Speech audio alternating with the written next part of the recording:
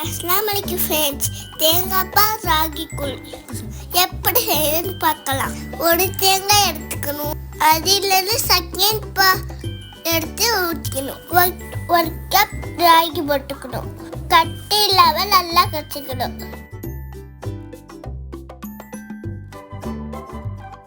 அடுப்பை ஆட் பண்ணி வச்சிடணும்.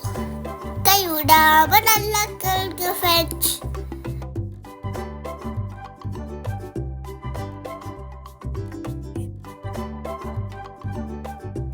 ஃபஸ்ட்டு இந்த மாதிரி திக்காக வந்தாலும் ஃபஸ்ட்டு தேங்காய் பாலை ஊற்றணும். அதில் கொஞ்சம் சால்ட் சேர்த்துக்கணும்.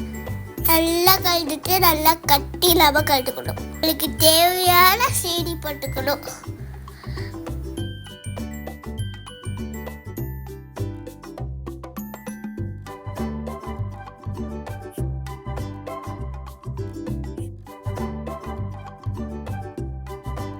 நம்மளோட டேஸ்டியான ராகி கூழ் ரெடி.